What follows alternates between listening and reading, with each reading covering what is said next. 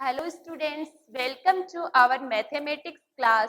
Today our topic is linear equation in one variable.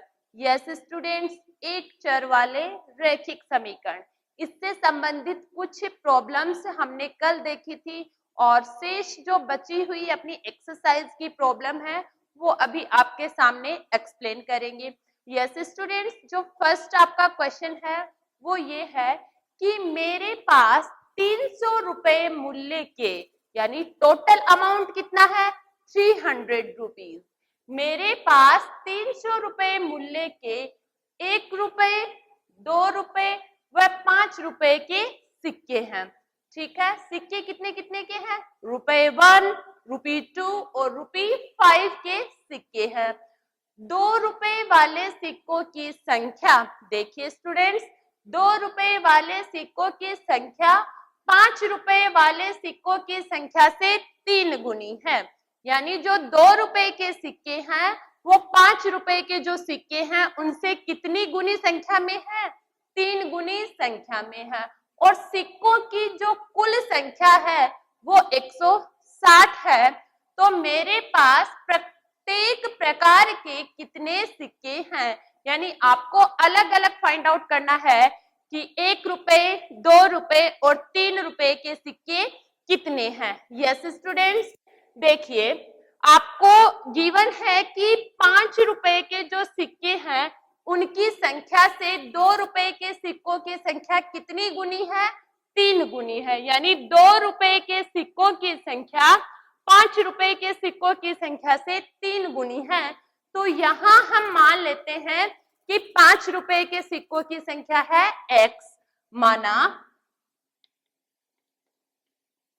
₹5 के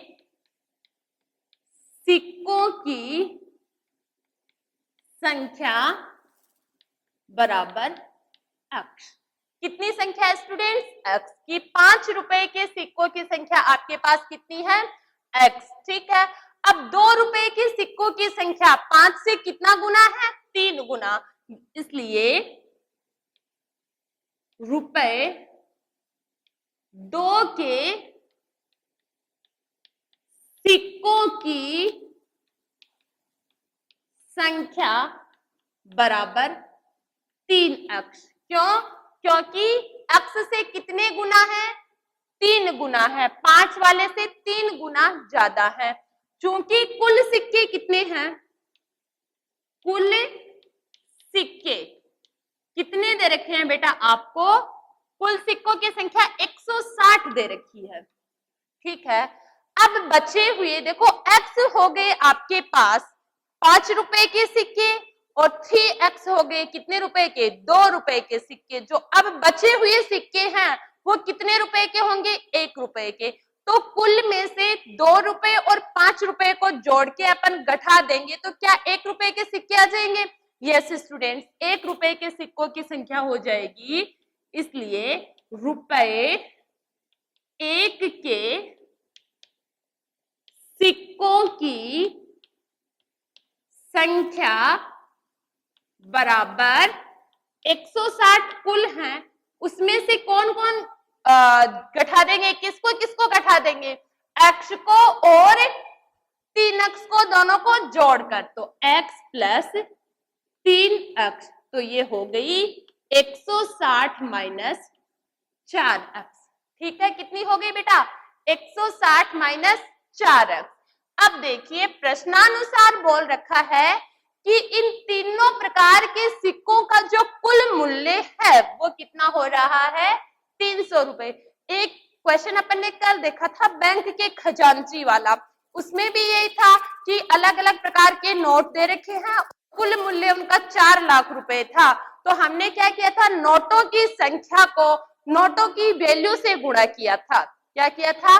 जैसे मान लिया कि 100 रुपए के x नोट है तो उनको किससे मल्टीप्लाई किया था? अपन ने 100 से मल्टीप्लाई किया था। इस प्रकार से तो जो संख्या थी उसको किससे मल्टीप्लाई किया था? वैल्यू से मल्टीप्लाई किया था।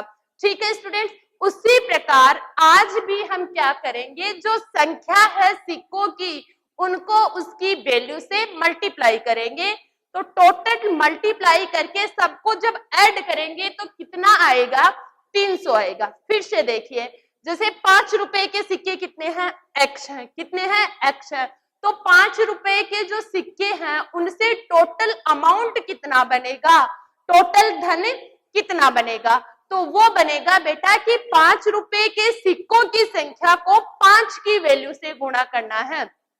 5 की वैल्यू यानी 5 से गुणा करना है।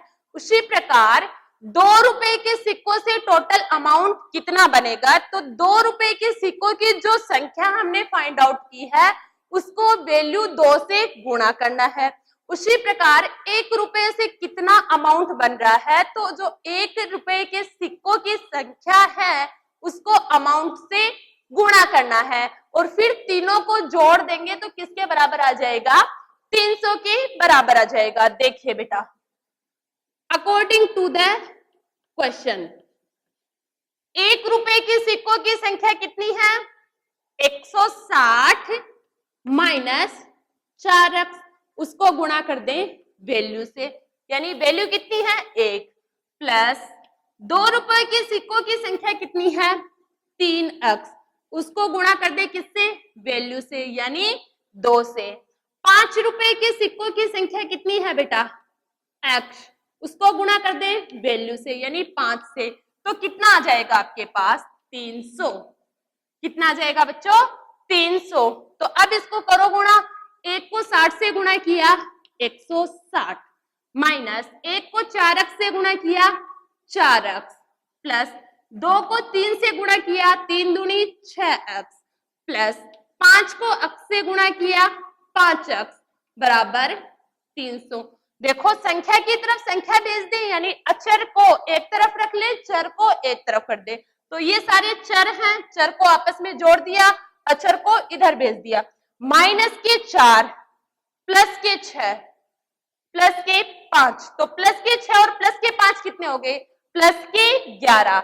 11 में से कितने घटा दिए आपने, 4 घटा दिए माइनस के, तो प्लस के कितने बच गए 7, यानी 6 और 5 हो गए 11। 11 में से 4 घटा दिए तो प्लस के कितने बच गए 7x, बराबर हो जाएगा आपके पास 300 माइनस 160।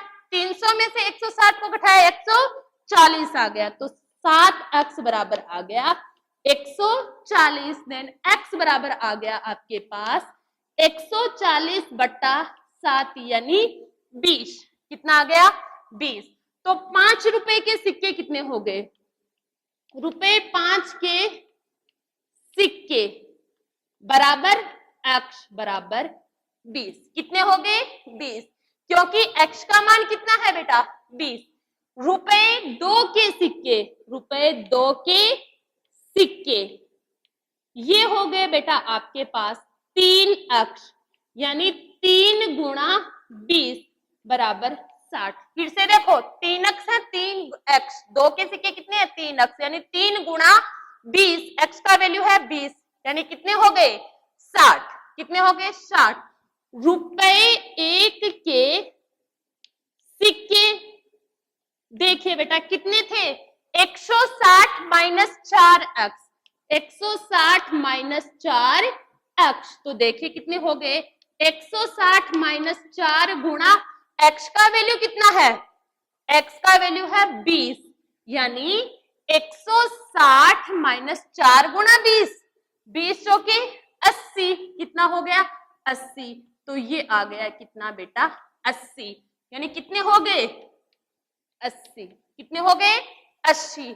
एक बार फिर से देख लीजिए, बोला है कि मेरे पास कुल कितने रुपए हैं 300 रुपए हैं, जिनमें 1 रुपए 2 रुपए और 5 रुपए के सिक्के हैं, जबकि 2 रुपए के सिक्कों की जो संख्या है वो 5 रुपए के सिक्कों की संख्या से कितनी अधिक है, 3 गुनी है। कितनी है 3 गुनी है।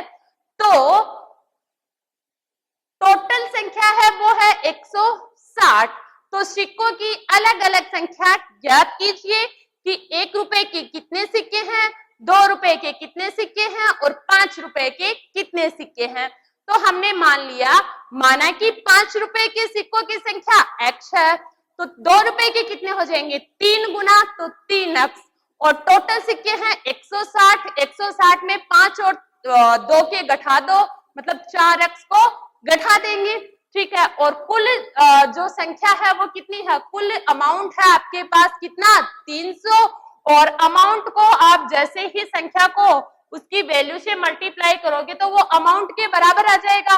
तो आपने 60x माइनस 4 जो 1 रुपए के सिक्कों की संख्या है उसको 1 से मल्टीप्लाई कर दिया, 3x जो 2 रुपए के सिक्कों की संख्या है उसे 2 से मल्टीप्लाई किया, x जो 5 रुपए के सिक्कों की संख्या है उसे 5 से मल्टीप्लाई किया, बराबर 300। तो ये आ गया 7x बराबर 300 माइनस 160, तो 7x बराबर 140, x बराबर 140 बटा 7 यानी 20। तो रुपए 5 के सिक्कों की संख्या 20, रुपए 2 के सिक्कों की संख्या 3 गुणा 20 बराबर 60, रुपए 1 के सिक्कों की संख्या 160 माइनस 4x, तो कितने हो गए 160 माइनस 80 बराबर 80। यहां तक समझ में आया बेटा? यस। अब नेक्स्ट क्वेश्चन करते हैं अपन। नेक्स्ट क्वेश्चन है कि एक निबंध प्रतियोगिता में जो आयोजक है, निबंध प्रतियोगिता को आयोजित करते हैं, उन्होंने कुछ इनामें डिसाइड की हैं, यानी कुछ प्रत्येक विजेता के लिए कुछ इनामें डिसाइड की है। देखो, एक निबंध प्रतियोगिता में के आयोजकों ने तय किया है कि प्रत्येक विजेता को 100 रुपए, प्रत्येक विजेता को कितने रुपए 100 रुपए, वह विजेता को छोड़कर प्रत्येक प्रतिभागी, यानी प्रत्येक प्रतिभागी जो उस निबंध प्रतियोगिता में भाग ले रहा है, प्रत्येक प्रतिभागी को 25 रुपए का पुरस्कार दिया जाएगा। तो कुल राशि है पुरस्कार की वो है 3000 रुपए, और प्रतियोगिता में भाग लेने वाले प्रतियोगियों की संख्या कितनी है 63 है। तो आपको विजेताओं की संख्या निकालनी है।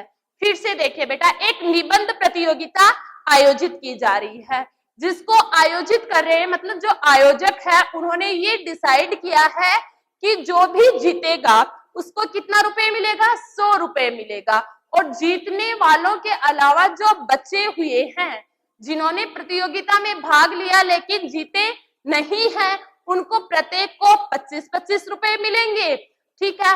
अब भाग लेने वाले कुल प्रतिभागियों की संख्या 63 है, और इनाम में दी गई राशि कितनी है 3000 है। तो आपको विजेताओं की संख्या निकालनी है। देखिए बेटा कैसे निकालेंगे। सबसे पहले लिखेंगे माना विजेताओं की संख्या कितनी है x है, कितनी है बेटा x है। तो जो टोटल विजेता नहीं है उनकी संख्या भी हम आराम से निकाल सकते हैं, क्योंकि टोटल प्रतियोगियों में से किसको माइनस कर देंगे x को, विजेताओं को माइनस कर देंगे, तो वो आ जाएंगे जिन्होंने भाग तो लिया है लेकिन जीते नहीं है।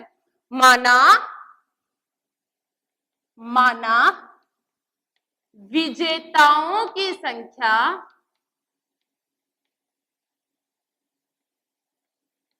संख्या बराबर x, कितनी है x, ठीक है। अब विजेताओं की संख्या x है, प्रत्येक विजेताओं को कितने रुपए दिए जा रहे हैं 100 रुपए है, तो विजेताओं को कुल कितना धन दिया जाएगा, मतलब विजेताओं की संख्या को किससे मल्टीप्लाई कर देंगे अमाउंट से, 100 से गुणा कर देंगे तो टोटल अमाउंट आ जाएगा। देखिए बेटा, माना विजेताओं की संख्या हो गई x, तो शेष प्रतियोगियों की संख्या, शेष प्रतियोगी ऐसे बोलेंगे क्योंकि वो जीते नहीं है, तो उनको हारे हुए तो नहीं बोलेंगे, हम क्या बोलेंगे प्रतियोगियों की संख्या, शेष प्रतियोगियों की संख्या, प्रतियोगियों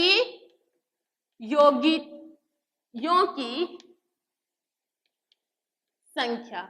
कुल संख्या कितनी है बेटा 63, 63 में से जो जीत गए उनकी संख्या घटा देंगे तो बचे हुए शेष की संख्या आ जाएगी। फिर से देखिए, मान लिया विजेताओं की संख्या x है, विजेताओं में से किसको माइनस कर देंगे अपन, टोटल में से विजेताओं को माइनस कर देंगे तो वो प्रतियोगी आ जाएंगे जिन्होंने भाग तो लिया है लेकिन जीते नहीं है। अब देखो, अकॉर्डिंग टू क्वेश्चन, प्रश्नानुसार प्रतियोगियों में विजेताओं को कितना रुपया दिया जा रहा है? विजेताओं को दिए जा रहे हैं 100 रुपए। कितने रुपए दिए जा रहे हैं? प्रत्येक को 100 रुपए। तो x विजेता है तो उनको x इंटू 100 रुपए दिए जाएंगे।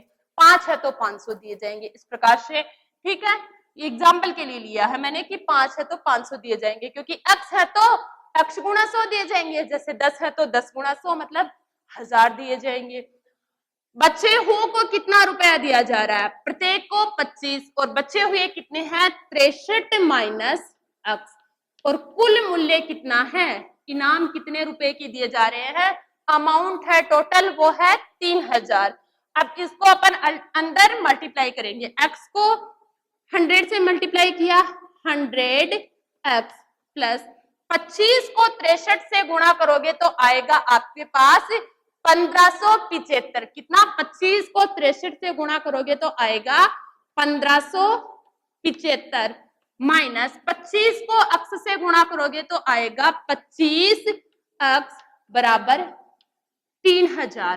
ठीक है, 100x 25x को इधर रखो, 1575 को इधर भेज देंगे, पक्षांतरण कर देंगे। तो 100x माइनस 25x बराबर 3000 माइनस 1575। ठीक है, 100x माइनस 25x होता है बेटा 75x। कितना?